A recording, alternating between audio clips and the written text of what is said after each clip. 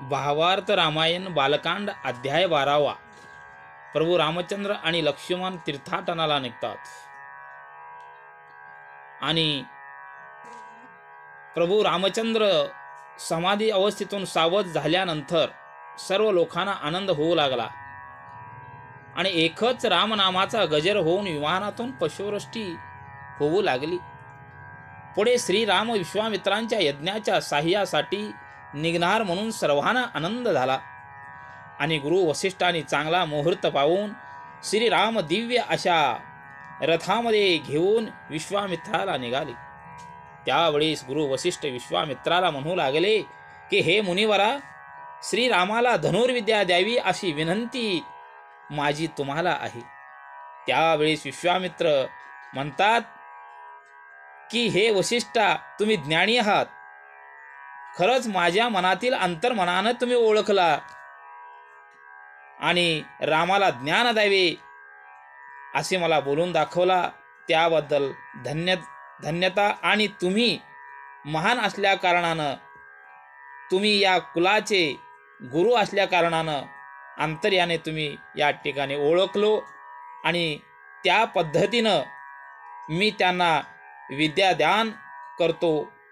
श्रीराम लक्ष्मण दोघे रथामध्ये बसून मार्गस्थ होऊ लागले आणि निघत असताना शुभ शकुन होऊ लागले. 2 ब्राह्मण हातामध्ये फळे घेऊन पुढे आले आणि डोक्यावर पूर्ण भरलेले अमृताच्या घागरी घेऊन स्त्रिया येऊ लागल्या व श्रीरामांच्या आडवे तास नावाचा पक्षी डाव्या बाजूला जाऊ लागला, कावळा उजव्या बाजूला जाऊ लागले आणि राजहंस पक्षी दोन्ही बाजूने फिरू लागले. उजव्या बाजूला काळ्या रंगाचे हरिण व डाव्या बाजूला हरण व भरद्वाज पक्षी डाव्या बाजूला दिसू लागले. मुंगूस डाव्या बाजूला जाऊ लागले आणि पुढे राजा दशरथ श्री वसिष्ठाला म्हणू लागले की हे गुरुवर्या, प्रभू रामचंद्र जात असताना हे पक्षी जाऊ लागले, याचे चिन्ह काय ते मला या ठिकाणी सांगा. म्हटल्यानंतर वसिष्ठ गुरु सांगू लागले की हे राजे, कुठेही जात असताना आपल्याला ब्राह्मण भेटले तर आपले सर्व कार्य सिद्धीस जाणार. कलेश भरून आडवे स्त्रिया आल्या तर ऐश्वर्य प्राप्त होणार. कावळा उजव्या बाजूला गेला तर त्याला यश प्राप्त होणार व तास नावाचा पक्षी डाव्या बाजूला गेला तर त्याला यश प्राप्त होऊन समृद्धी निर्माण होते. राजहंस जर आपल्या चारा सहित दिसू लागला तर त्याला दुःख होत नाही आणि हरण उजव्या बाजूला गेला तर त्याला यश मिळते आणि काळवीट नावाची हरिणी गेली डाव्या बाजूला तर त्याला पत्नी मिळते व मंगूस डाव्या बाजूला गेला तर शत्रूचा नाश करून विजय प्राप्त होतो आणि भारद्वाज डावा गेला तर आपले कार्य सिद्धीस जाते. असं राजा दशरथाला सांगितल्यानंतर आनंद झाला आणि इकडे विश्वामित्र व प्रभू राम लक्ष्मण सरयू तीरावर कामाश्रमात मुक्काम केले आणि स्नान करून श्रीरामाने विश्वामित्राला नमस्कार केले. त्यावेळेस श्रीराम लक्ष्मणाला सिद्ध मंत्र देऊन सुखी केले. कारण हे मंत्र दिल्यानंतर कुठल्याही पद्धतीची भीती, तहान, भूक, कसल्याही प्रकारचं आलस या ठिकाणी होणार नाही. म्हणून हे मंत्र प्रभू रामचंद्राला या ठिकाणी दिलेले असताना पुन्हा शरयू तीर ओलांडून भगीरथीकडे आले. काही मान सरोवराच्या ठिकाणी शरयूचा जन्म झाला आणि अयोध्येकडे आली म्हणून तिचे नाव शरयू झाले. एकत्र संगमावर आल्यानंतर श्रीरामासहित सर्व एक रात्र राहून पुढे नावेमध्ये बसून परत तीराच्या ठिकाणी गेले. तिथे जाऊन स्नान केले व त्या तीरावरी उग्र पक्षी दिसू लागले. त्यावेळेस श्रीराम विश्वामित्राला विचारतात, हे गुरुवर्या, हे जे का असणार अरण्य ओस काय दिसू लागलेलं आहे. त्यावेळेस विश्वामित्र सांगतात की ताठिका नावाची राक्षसीने या ठिकाणी होती.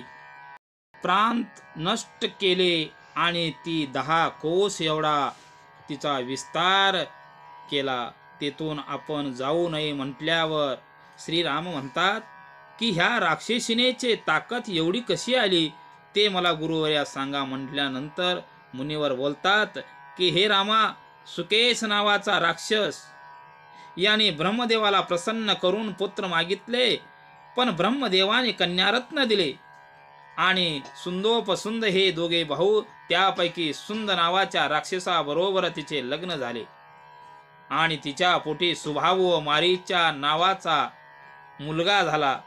पुढे सुंदोपसुंद हे दोन्ही राक्षस देवांना त्रास देऊ लागले, म्हणून देवाने तिलोत्तपा नावाची सुंदर स्त्री यांच्याकडे पाठवली. त्यावेळेस दोघात भांडणे सुरू झाली आणि त्यातच एकमेकाने त्या स्त्रीला हातही न लावता युद्ध केले आणि युद्धामध्ये दोघांचाही अंत झाला. अशी स्त्री अभिलाषामुळे झाले, म्हणून स्त्रीचा सहवास हे घात करू पाहतोय, म्हणून स्त्रीचा संग नको असे नाथ बाबा सांगतात. मग पुढे श्रीराम विश्वामित्राला विचारतात की ताठिका राक्षसी का झाली. त्यावर विश्वामित्र प्रभू रामचंद्राला सांगतात की ताठिका आपल्या दोन्ही पुत्रांना घेऊन अगस्ती मुनींना त्रास देऊ लागली. त्यावेळेस अगस्तीने शाप दिला, म्हणून ती अशी विक्राळ रूप धारण करून राक्षसीन झाली.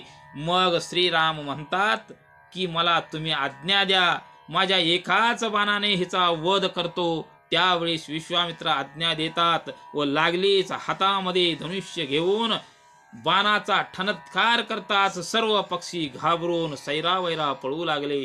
देवलोक सुद्धा घाबरून गेले. त्याच वेळेस ताठिका आपले मूक पसरून श्रीरामाकडे धावू लागली आणि श्रीरामाने आपल्या भात्यातून एकच बाण सोडला आणि तो बाण ताठिकेला लागला आणि ती गतप्राण झाली. त्यावेळी सर्व देवांना आनंद झाला. अशा प्रकारे नाथ महाराज 12व्या अध्यायाची समाप्ती करतात. जय श्रीराम, जय श्रीराम.